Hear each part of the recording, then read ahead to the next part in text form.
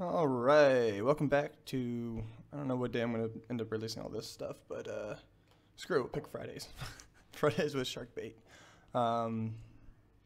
Yeah, so Red requested a rematch of the Paladin Siren from the last one, and so we are going to humor him. And since I don't really remember how I opened last time, we're going to try sticking with I think I probably opened up with flowers last time. I'm going to stick with the flowers this time to try to test some more of this build. It's been something I'm relatively new at doing. I don't really like going super economy, but it turned out to be pretty handy last game, so why don't we give it a shot? Oops, wrong buttons. Alright, I'm up here in the corner playing the Siren with the purple. Red Dice Diaries is down here playing the Paladin, using my red colors, even though I guess his name is Red, so he can have it for this game. Alright, we're going to pass quick. And we're going to go ahead and move out here and drop the flower back into our corner. This looks like 500,000 other openings, so it really doesn't give a whole lot of our play ideas away. And it leaves us a little bit of flexibility to determine where to go next. And so since he didn't move, I'm going to go ahead and leave the next flower in my zone. And that'll be it for this turn. For those who didn't see, cast a Meditating Monk. And then he followed that up with the quick cast of Mana Crystal.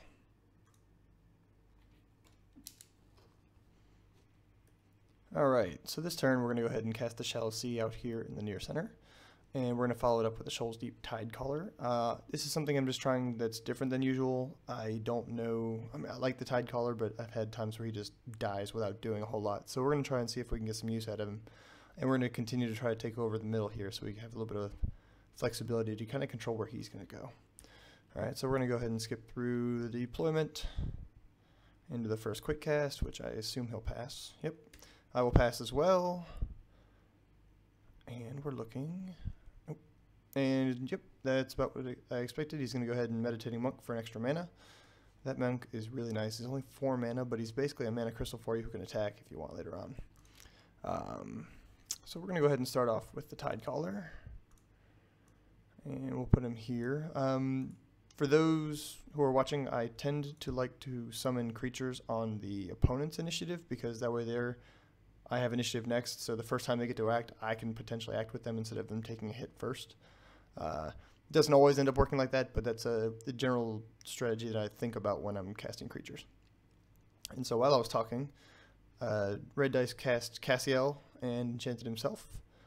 And I will go ahead and drop a Shallow Sea over here in the near center where we expected to do it earlier. Alright, so this turn we're going to do Healing Magical and Brace Yourself onto the Mage. Those are cheap actions that I can use so that I can save mana for a Water Elemental next turn. So we're going to go ahead and get rolling with that. I'm going to skip the first quick cast. And I assume Red will do the same. And so we're going to go ahead and walk over here into our near center Shallow Sea here. And we're going to lead with the Brace Yourself because that one is the most immediate potential effect on the off chance that I do get hit. And that's it for that one. I'm going to assume he's going to go ahead and meditate with the monk, and then I'm going to pass, and I'll probably use Cassiel if I had to take a stab at it. So we're going to go ahead and pass.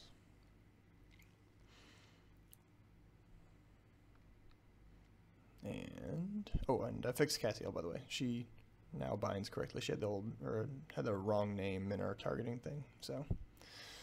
And he activates Cassiel to enchant the Mage. I will go ahead and walk our Tide Caller over here and guard. And that'll be it for my creature actions. Alright. Paladin's bringing out the big guns, bringing out Allendale. It costs him 15 of his 20 mana. Allendale's pretty awesome. I like using Allendale. Now, he can be, easily is the wrong word, but buddies can be controlled in some ways. So if you have him as only your only buddy, you got to be aware that there are ways to manipulate buddies, like we did last game, where you chant of Rage into a reverse attack and you just end up killing yourself. But he's still a strong character. Alright, so this turn we're going to follow back up with the Ring of Ocean's Depths and the Water Elemental. We have 24 mana, and that's going to cost us 23. I'm expecting another build-up over here in this corner from red. It's a pretty tough nut to crack with this group here. So, you know, even though it's relatively predictable, it's still a strong play here. I'm going to go ahead and pass and make him do as many actions as possible before I end up following suit.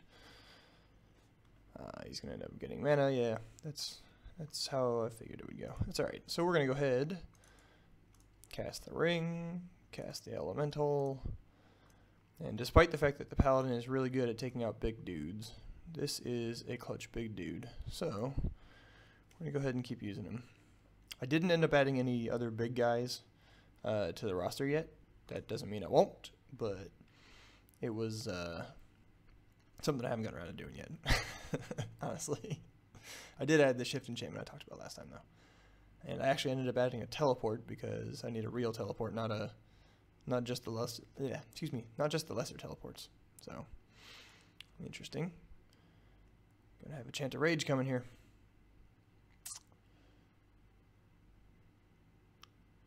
Yep. Oh. Alright, and I'll wait and give him a chance to reveal it. This is unfortunate timing for me. I didn't get a chance to even Siren's Call him back. That's alright though. Okay, so we're just gonna guard. Apparently he doesn't want to chant of rage him. Alright, I think I'm okay with that for the moment. Alright, well, that's it for this round, and we'll see what we do next, because I'm not really sure yet. Alright, so quick recap. In the upkeep, the Shoals Deep Tidecaller was challenged by the Paladin. And in the deployment, there's the Chant of Rage we expected last turn, which is good. That means I can totally play around that. I will probably just move up here and use the Siren's Call on the Shoals Deep Tidecaller so that he has to do a quick one of these deals where he goes up and then back, because he still has to move towards whatever the hate token ends up going on. I'm assuming it's going to be Allendale or the Monk maybe, or Cassio, yeah. So he's trying to get the Tidecaller into range for or at least for Allendale to come smack him a good one here. And that's okay. So we're going to end up not casting the Shallow Sea that I prepared. I prepared a Ballad of Courage, so I'm going to move up. I'm going to cast Siren's Call onto my Tidecaller here, and then I will follow that up with a quick cast on the Ballad of Courage to get the Water Elemental to go hit the Paladin, kind of like we did last time. So we're going to go ahead, we're going to skip the first quick. And ultimately this saves us a little bit of mana. So we're only spending 8, we're going to channel back 11. We're going to get another 3, so we'll have 15 next turn. That's not bad. So I'm going to go ahead and follow up with what I meant to do, which is that. And we're going to go ahead, subtract a mana, put a Siren's Call here, excuse me, onto my Tidecaller. And that'll be it for that. So because there's 2 mandatory actions, you'll notice Siren's Call says must move at least 1 zone close to the Siren, and Chant of Rage says must melee attack a creature, and then it must move towards a creature with a hate token. They, at that point, now cancel each other out. So I will actually be able to fulfill both in some way. So if I move towards the Siren, I've already fulfilled the 1 zone, and then after that I have to move towards the Monk in this case. So in that case, he has 3 actions. I'm going to take advantage of the fact that nobody's guarding the Paladin, although I'm going to guess he's got quite a few reveals coming here. And we're going to go ahead and run right at the Paladin. See what we can get here. Apply charge bonus to this attack. Crashing Wave, 7 dice attack on the Paladin with a 4+ push, so we do end up getting 5 critical, 1 normal, and a push. And he doesn't reveal anything, so we're going to go right up here, into the middle. Separate him from his dudes. And allow him to either come attack the Tidecaller, which he's challenged, who is guarding, Or I can, let's see, interestingly enough, I can move in here, take advantage of the extra dice the Tidecaller gets, and the push chance, and try to push the Paladin into this zone here, which would still keep him separated. The problem is next turn we're going to run into a little bit of an issue, but I could Wall of Earth that as well. We've got some options. Why don't we go ahead and play with them? Yeah, we're going to go ahead and do that. So let's try it. So we're going to go here. He's now hindered, so that means I can no longer move closer to the hate target, which is here.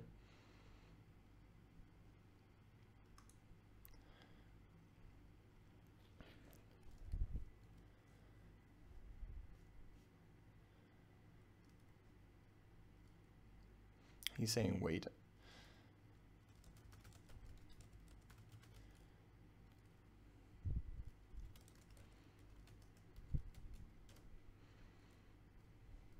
And the reason, like I said, is because both are mandatory. I can choose which of these two directions to run in. And then I'm going to go ahead, and since I have the Siren's Call on him already, he's going to get some extra dice.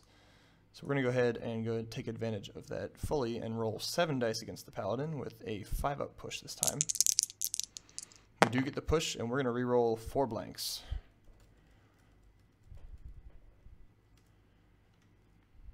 Because Paladin's challenge works both ways. So that gets us another 3 damage.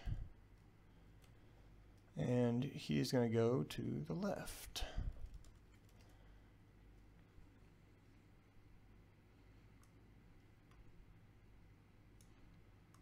Alright, so I assume a Bear Strength is going to show up and he's going to come punch the Tidecaller, which is fine. Ooh, not going to put any damage on the Tidecaller. Interesting. Okay. And he's going to spend 7 to dispel the Ballad of Courage. That's fine too. It's not the play I was expecting. I'm not even convinced it was the right play at this point. But okay.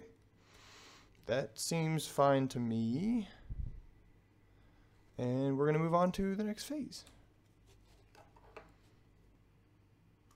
Alright, welcome back. This turn we're going to prepare a Rust as well as a Force Push. The plan is to Force Push the Tidecaller into the Shallow Sea here. And if the Paladin doesn't move at all, we're going to go attack the Paladin because this is still technically moving closer to the enchant of, or the hate token target. And if that doesn't work, we're going to end up probably just running down here to avoid Allendale. And what the Rust is for, or excuse me, the Rust is for Allendale, so that when we do start getting attacks on him, we'll be able to get it through some of his armor. And here we go. So we're on to the deployment phase. We're both going to skip through because we have no deploys. I think you may have hit the button quickly, but no first quick cast either. I'm not going to quick cast. We'll see what he does. If he attacks the Tidecaller instead of the Water Elemental with Allendale, I actually feel better about that as well. As we remembered last time, the Water Elemental is far more valuable to me than the smaller creatures, so I don't have a problem with him hitting the not Water Elemental. Actually, and that reminds me, I will go ahead and move here, and since we have a little bit of a thing, yeah, we're going to go ahead and move here and cast Rust onto Allendale.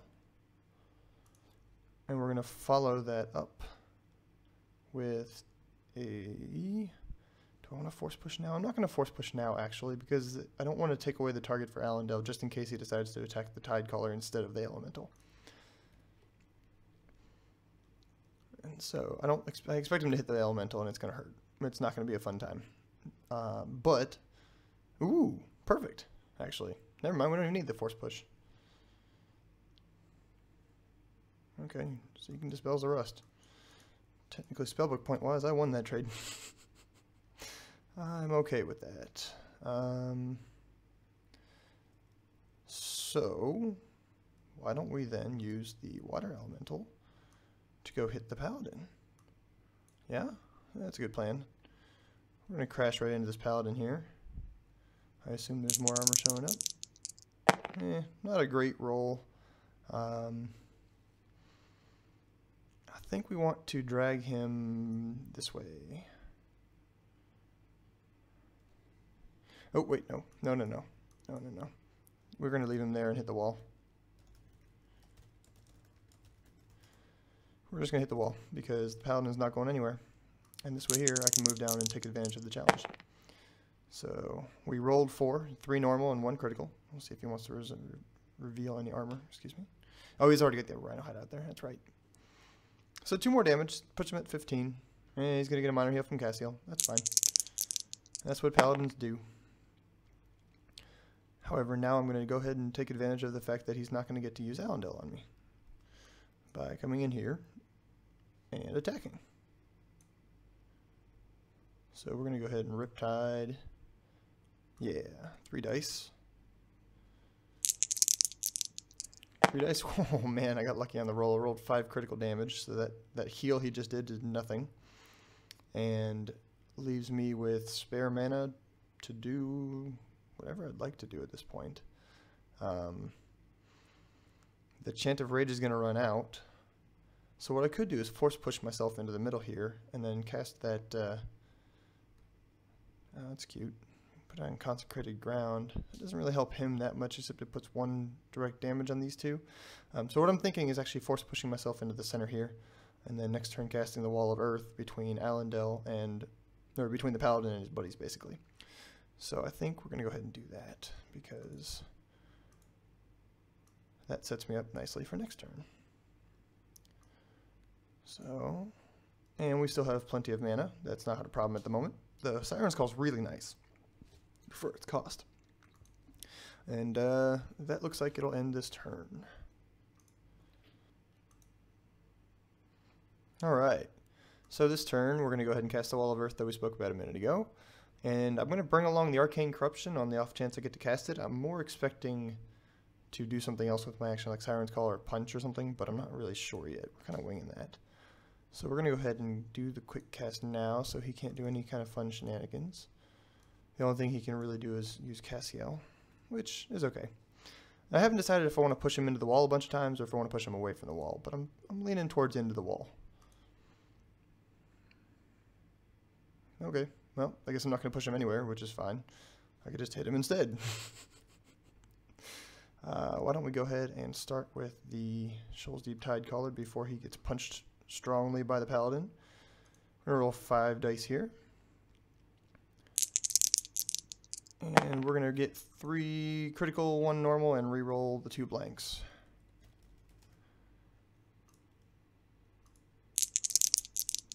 And get nothing. That's okay.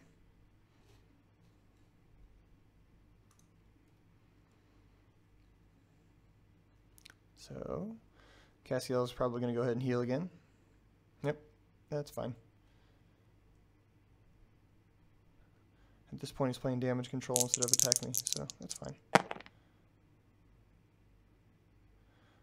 And the good news is, I don't think he has a Dispel on, or excuse me, a Nullify on him. So I'm going to go ahead and get rid of the boots next turn, so I can push him around.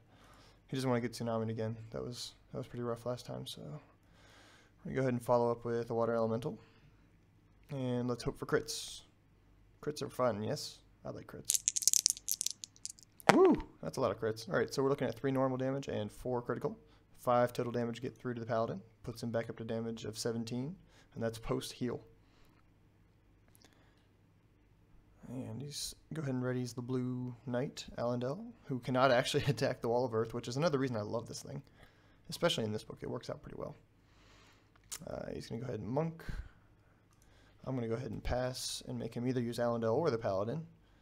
So that way there I can make sure that the Paladin is hindered next turn no matter what. Though I'm going to guess he's going to try to teleport. If I had to take a stab at it. So I want to be in a position where I can just, dissolve those boots. Alright, he's going to roll 5 damage onto the Tidecaller. He got mostly, he didn't get a blank.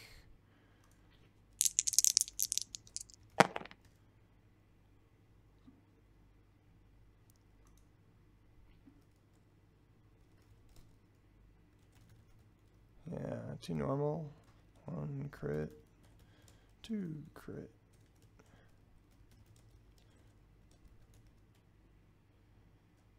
Anyway, so 5 damage onto the Tide Collar, and that's not bad. I don't mind. The selective reroll actually doesn't, it helps him a little bit. It helps him put more damage on, but it doesn't do too much in the way of trying to get around armor since that thing has no armor anyway. I'm going to go ahead and make sure I'm not in Alandel's way. So I'm going to go over here to my Shallow Sea again and cast the Arcane Corruption onto the Paladin, and let's see if there's a Nullify. It is a Nullify. That's okay. That's good. Oh, why don't we get rid of that? That was a good Nullify for him. And yep, I was right. Alandel's going to run up there and stop moving. The good news is now he's in a position where I can just Siren's Call him into the sea and he does nothing. So that's, I think, part of what we'll do. We'll do a Siren's Call on this into the sea, and then we will rust the Paladin for the Water Elemental to do more damage. Alright, so we're going to go ahead and prepare the Dissolve to do the boots if I want to, or I have also brought along a Rust. It'll kind of depend on what he decides to do. I'm going to go ahead and drag his mage to the top of the stack by hitting page up. And then, oh, he's right, they did not. I forgot about the thing. I don't know why it doesn't auto. Anyway, moving along, let's see what he does with this first quick cast. Mine is a relatively predictable Siren's Call. And we're going to go ahead and do that. And we're going to call Alendel into my zone. And the reason we're going to wait to do much, I'm hoping Alendel goes earlier than later, because that way there I can move and dissolve if I want to. But I might just end up rusting, which would work just fine, because I can stand where I am to rust him. I'm going to expect him to go ahead and try to hit the Shoal's Deep Tide Collar. Yep, that's probably what's about to happen. And then, oh, just basic melee. Alright, so we'll get a couple rerolls. So he got 3 total damage. We'll see if he wants to reroll any of them.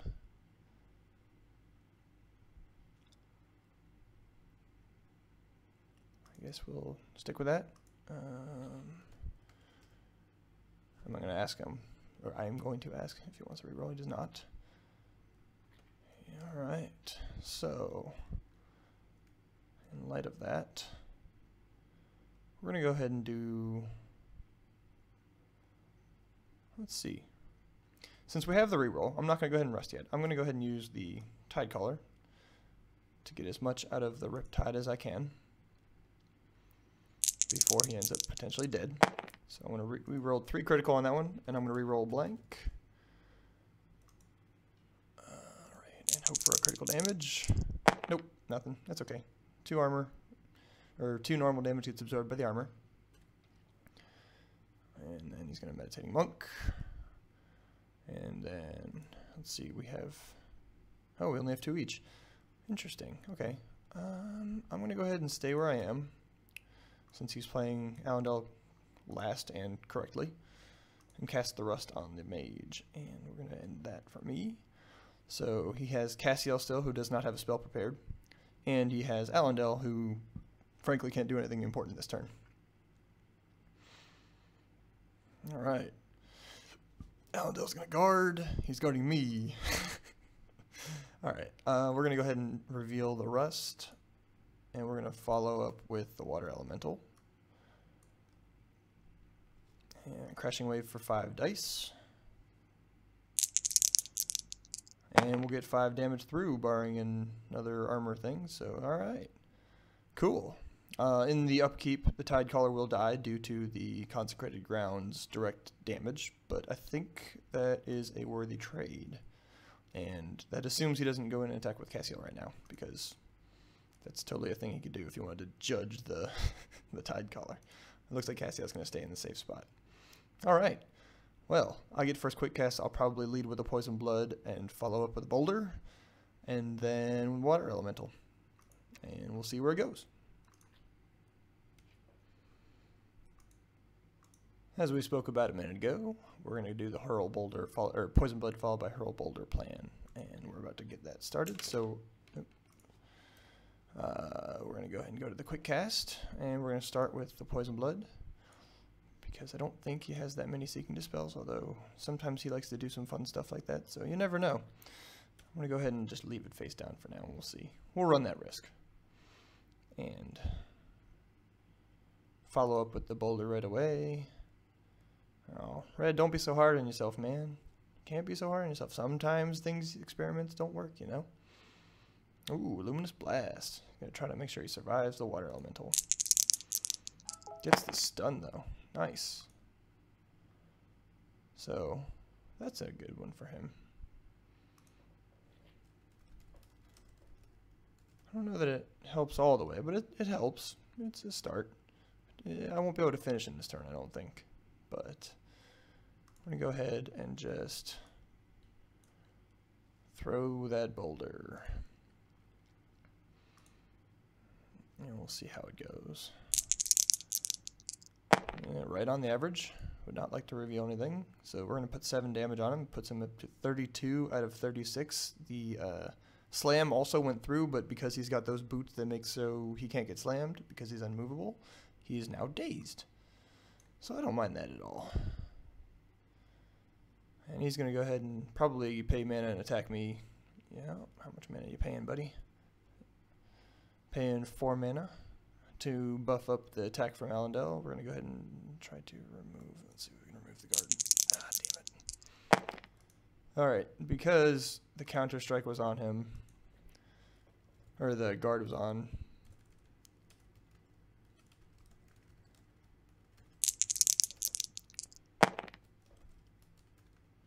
jeez. Anyway, so I'm going to go ahead and take 10 damage there. On 7 dice he rolled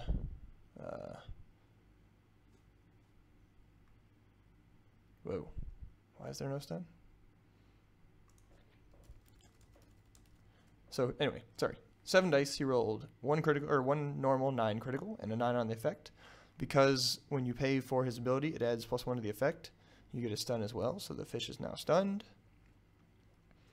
He is using his mage to cast a Guardian Angel. And then we're going to go ahead and get rid of this stun here. Alright, looks like he doesn't have any healing prepared, so it's fine by me. I guess I will try to see if I can finish off the last couple of damage. I haven't figured out quite how I'm going to do it yet, but it's probably going to be along the lines of force pushing the angel out of the way and then smacking him with the Water Elemental. We'll decide that in a minute. Alright, so this turn we're going to roll with the Pillar of Righteous Flame as well as a teleport. This allows me to get places to cast said pillar onto his face and gets us around the stun a little bit just in case. One thing I forgot to do is reveal my Healing Madrigal, but you know what? That's okay. We're going to roll with the mistake because I already made it and it's a little too late to go back to the upkeep. And we're going to move right along.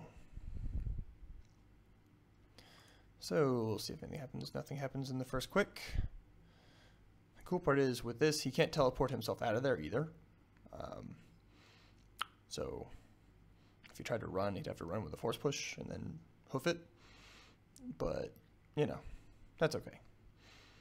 Guardian Angel is going to Guardian Angel.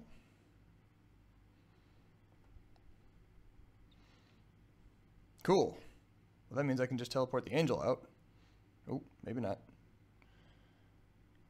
Maybe that's a nullify? That's an eye for an eye. No, that's not an eye for an eye. I have no idea what that is. Either way, we're going to teleport the angel.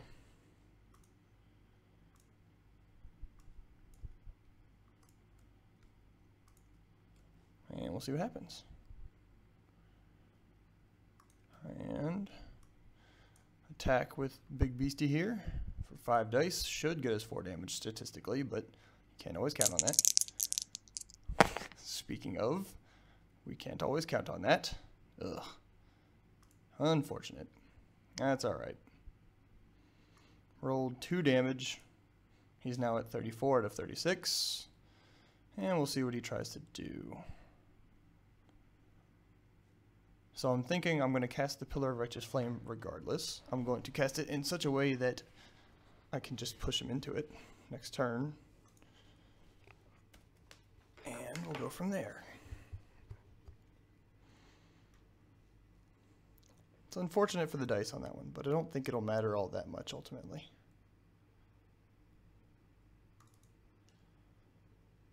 Let's see, he's targeting Paladin with card.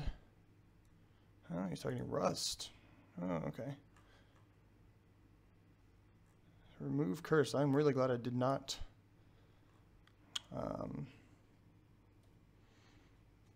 reveal the Poison Blood. He's trying to bait me into that. Let's see, let me double check and make sure it's revealed. Yes, okay, target menu revealed. I'm going to go ahead and pass another time. Probably take a hit from Allendale, which is fine. Ooh. Perfect. So he's going to end up healing by 2. That's okay. That just means I know where he's going to be this turn. And so we're going to go ahead, remove the stun, and cast that here, which is fine. I can just push him into it next turn, and then follow it up with a boulder or something, assuming I don't get stunned, but it's an assumption. Hopefully he doesn't roll 9 critical damage on the 7 dice this time. That'd be nice, but we'll see how that goes. 7 dice, still rolled 10 damage, however, not all of it was critical. So we're going to go ahead and get stunned again. I'm just going to go ahead and reveal this Healing Magical now. Got plenty of mana to do it. Alright. So, I'm thinking, oh, I have initiative. Shoot. I'm just going to, Force Push is going to be the good start.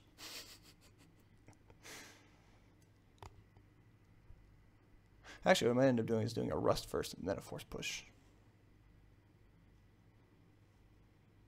Actually, I don't even need to Force Push, I don't think. I'll bring the Force Push just in case. So what I'm going to end up doing, I'll talk about this in a minute, but I'm going to end up bringing the Force Push. I'll bring a Rust, and if I can get it so that the Water Elemental can attack first, then I will. So it turns out through all of that last monologue, I was forgetting about the boots. So I'm going to bring Force Push just in case I need it, but I'm also going to bring a Boulder. So my first, not quick, but my first action will be to Force Push something if I need it to move like the Guardian Angel out of the way, or myself towards something, and then I will hit them with the Boulder. There. Simple, right? One can hope. 7 dice ought to be enough. Hell, 5 dice ought to have been enough a minute ago, but we'll see what happens. Hopefully, I can end up getting enough damage through to end this, and we don't have to play cat and mouse anymore. So the Force Push will be fairly versatile. Alright, he's going to try a quick cast. And if it's not a Seeking Dispel, I guess even if it is, I don't think it's a huge deal. Is he bringing the Guardian Angel back in? That's what I would have expected.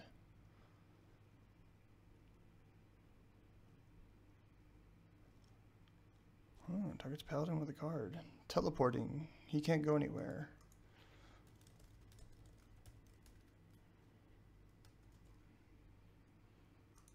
Yeah, I think he was just getting desperate on that.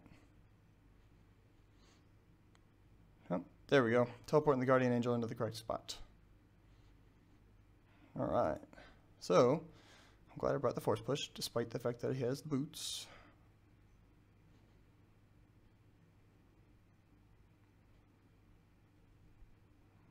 I'll make sure he's done, but I think he's done. He sometimes changes his mind at the last second. It's hard to tell. So I'll be rolling 7 dice to try to do 4 damage against 2 armor. Statistically speaking, it should work, but that should have worked last time as well. Alright, we're going to Force Push the Guardian Angel out of the way.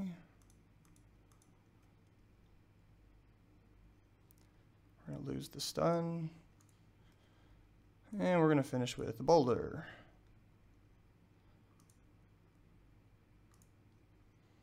And ideally finish with the Boulder. We'll see.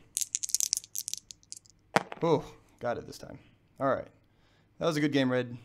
You survived quite a bit.